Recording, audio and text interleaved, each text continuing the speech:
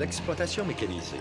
En Ontario, elle représente maintenant 2/3 de la production, alors que les opérateurs, grands et petits, se tournent vers la technologie la plus nouvelle.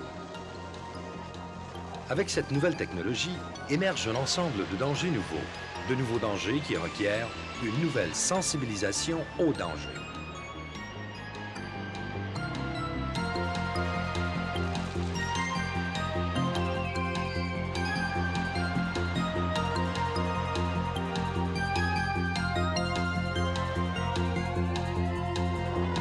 Dans ce vidéo, nous visiterons des chantiers mécanisés de par la province de l'Ontario et nous examinerons les dangers et les situations dangereuses qui mènent aux accidents et aux blessures. Dans chaque situation que nous vous présenterons, nous vous demanderons à vous, l'auditoire, d'identifier les facteurs, les conditions et les pratiques qui causent des accidents. Ce vidéo vous permettra d'étudier 8 des causes majeures d'accidents en exploitation mécanisée.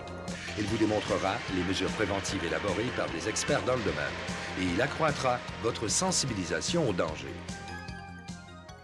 Maintenant, regardez attentivement. Voici la première situation dangereuse.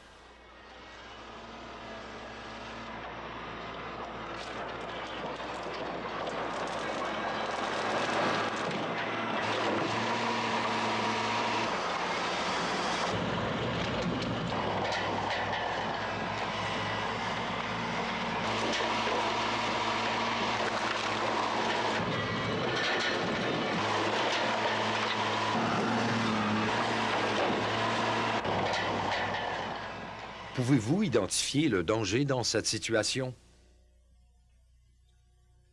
Si vous avez répondu que le conducteur du camion est entré dans la zone de danger incorrectement, vous avez raison. Pour la plupart des machines d'exploitation mécanisée, le champ visuel est limité et l'opération des ébrancheuses, des tronçonneuses et des grues forestières qui travaillent tout habituellement en bordure de route demande une grande concentration de la part des opérateurs. L'opérateur peut soudainement bouger le tablier, faire pivoter la flèche d'alimentation ou même échapper accidentellement une grume ou un arbre. Personne ne devra entrer dans la zone de danger entourant l'équipement qui fonctionne sans d'abord communiquer avec l'opérateur de la machine. Brian Kavanagh est contremaître de chantier chez Abitibi-Price. La politique de la compagnie précise que le contact initial doit être fait au moyen de la radio quand c'est possible. Après avoir fait le contact par radio, vous pouvez vous approcher de la machine. Avant d'approcher à moins de 200 pieds de la machine, vous devez établir un contact visuel avec l'opérateur.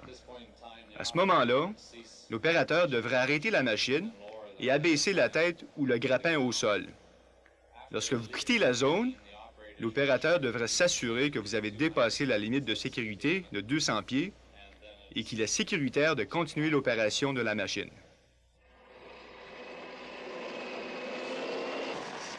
La même considération se rapportant à la zone de sécurité s'applique à quiconque se rapproche à pied d'une machine qui fonctionne.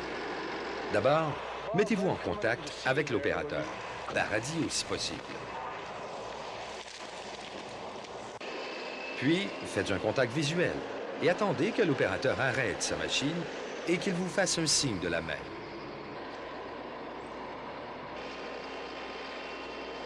Lorsque vous ne disposez pas d'une radio, utilisez vos signaux manuels, une lampe de poche le soir, ou encore attendez à la vue de tous jusqu'à ce que l'opérateur vous fasse signe.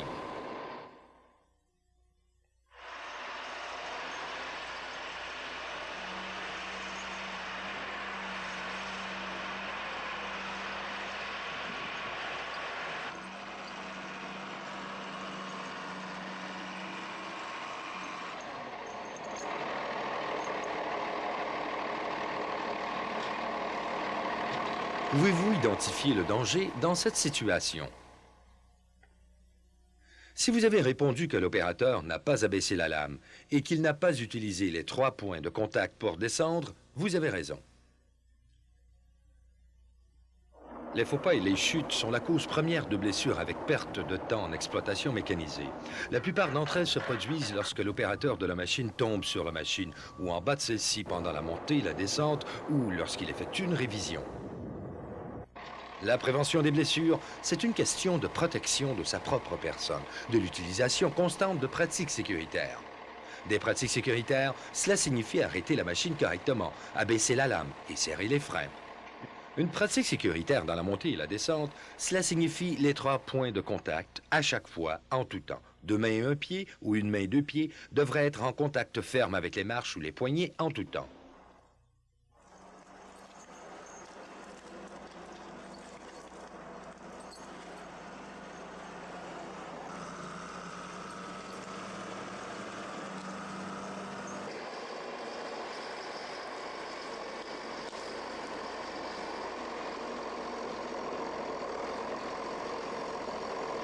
Pouvez-vous identifier le danger dans cette situation?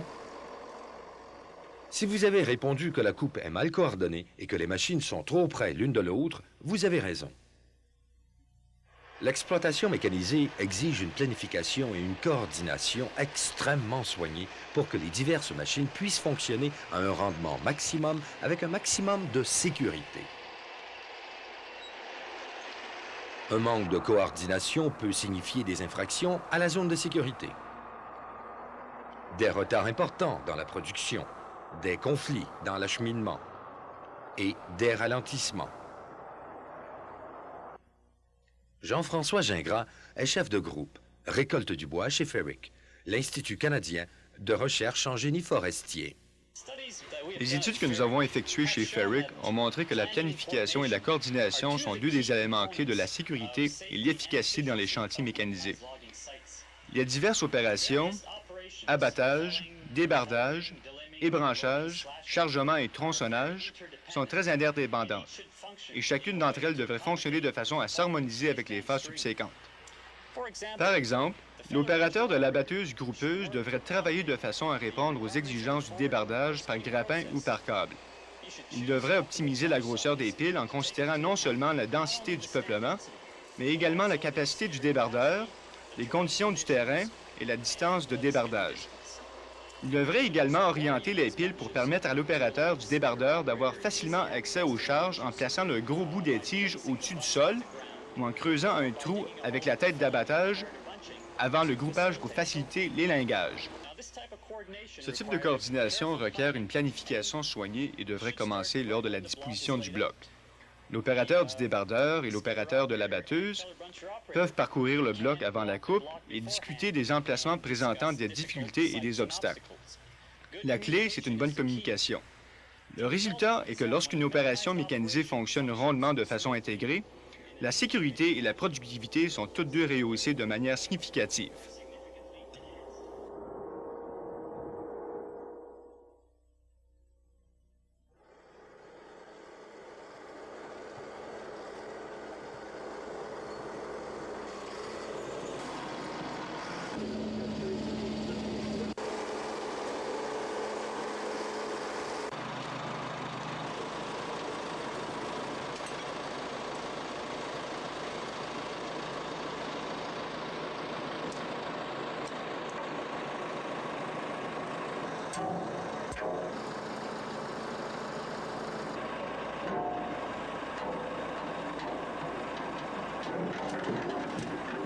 Pouvez-vous identifier le danger dans cette situation?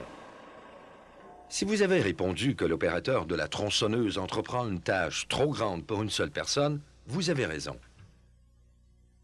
Il est souvent tentant d'essayer de faire un travail seul sur le chantier. C'est pour cette raison que le surmenage, avec les foulures, les entorses et les blessures au dos qui en résultent, est la 2e cause majeure des blessures dans l'exploitation mécanisée.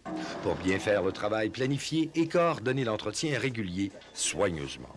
Demandez de l'aide lorsque vous en avez besoin et ayez à votre disposition l'équipement nécessaire pour faire ce travail.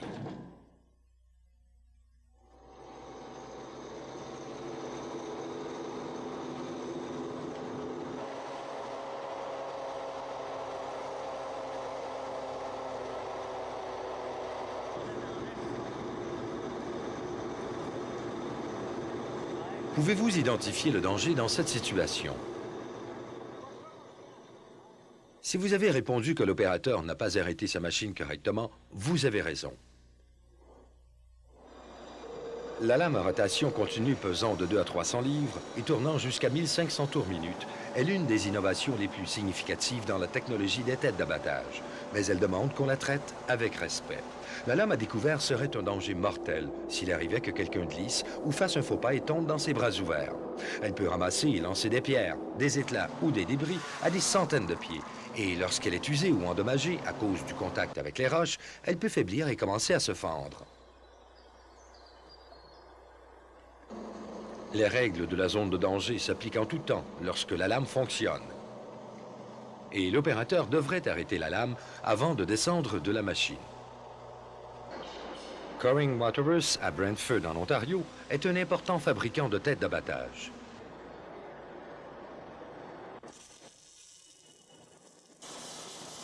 Brent Padima est ingénieur du produit et expert en lames à rotation continue. Lorsqu'il arrête la lame de la scie, l'opérateur doit se rendre compte que la lame continue de tourner pendant plusieurs minutes après qu'il ait fermé l'interrupteur de la scie. C'est à cause de la grande inertie contenue dans le disque. Conséquemment, il doit veiller à ce que ni lui ni personne d'autre dans les environs ne s'approche de la lame jusqu'à ce qu'elle soit complètement arrêtée. Le procédé recommandé pour l'arrêt, c'est de fermer l'interrupteur de la scie immédiatement après avoir coupé le dernier arbre.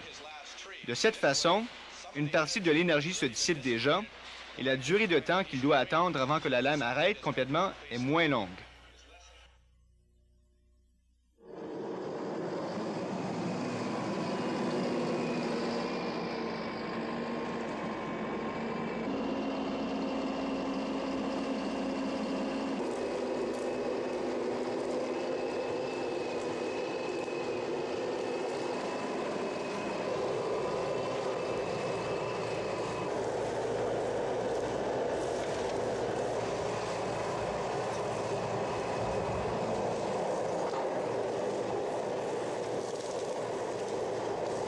Pouvez-vous identifier le danger dans cette situation? Si vous avez répondu que les chicots sur le parterre de coupe n'ont pas été abattus, vous avez raison. Bien qu'il soit fort répandu que les chicots sont le danger le plus important dans les opérations d'abattage et de débardage par traînage, on les oublie parfois dans l'exploitation mécanisée. Mais les chicots constituent tout de même un danger pour quiconque entre à pied dans la coupe. Pour les opérateurs eux-mêmes lorsqu'ils sont à l'extérieur de leur machine, pour les superviseurs ou les mécaniciens, pour les mesureurs qui viennent inspecter la coupe et les planteurs d'arbres qui viendront par la suite. La place d'un chicot, c'est par terre sur le sol. Certains chicots devraient être abattus comme les autres arbres, tout simplement, tandis que d'autres chicots qui peuvent casser net et tomber ou dévier vers la machine peuvent être sciés et poussés par terre avec la tête d'abattage.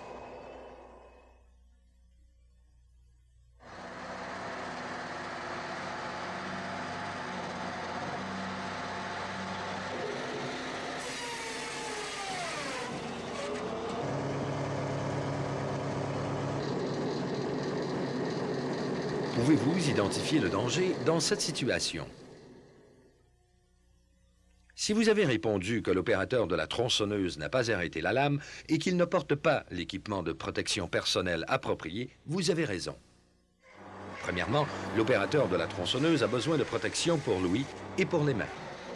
Deuxièmement, personne ne devrait s'approcher de la lame sans d'abord l'arrêter et attendre qu'elle cesse de tourner. Travailler près d'une lame qui tourne à toute vitesse, c'est chercher des ennuis, non seulement à cause de faux pas et de chutes possibles vers la lame, mais aussi à cause des grumes, des bouts de grumes et des débris qui frappent soudainement la lame et qui sont projetés avec force.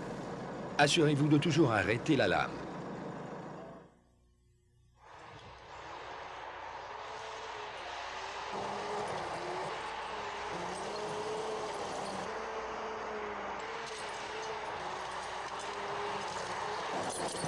Pouvez-vous identifier le danger dans cette situation? Si vous avez répondu que le conducteur du débusqueur se déplace trop vite, vous avez raison. La combinaison du terrain, du type de véhicule et des pneus peut mener à des vibrations à basse fréquence, des brusques mouvements vers l'arrière et même des blessures lorsque le conducteur se fait projeter contre les murs de la cabine, le toit ou les commandes, ou qu'il bondit contre ces derniers. Jean-Marie Gols est chercheur en ingénierie chez Ferric.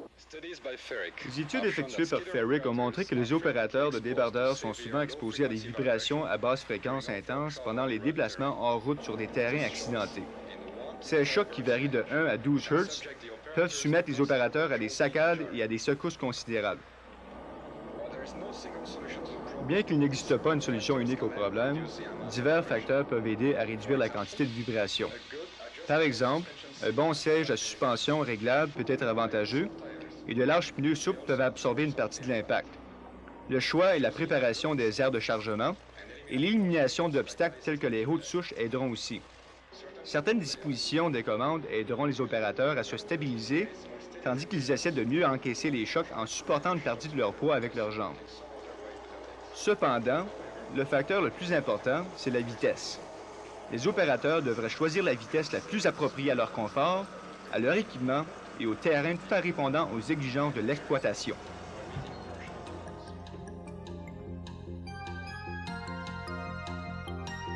Maintenant, revoyons les situations que nous avons examinées dans ce vidéo qui peuvent mener à des accidents.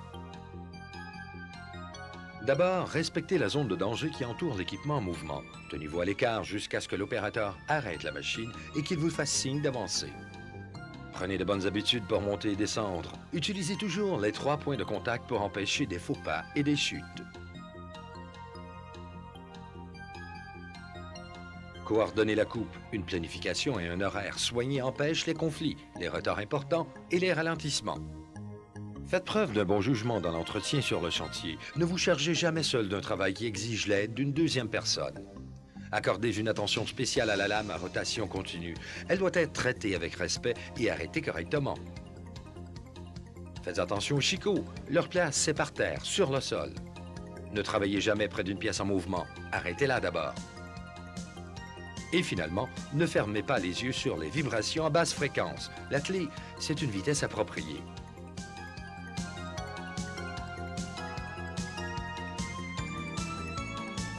Les conditions, les façons de procéder et l'équipement peuvent varier énormément d'une opération à une autre, mais ces situations dangereuses peuvent se produire n'importe où, n'importe quand. Pour les reconnaître et pour empêcher qu'elles ne causent des accidents, vous et vos compagnons de travail devez compter sur votre sensibilisation au danger.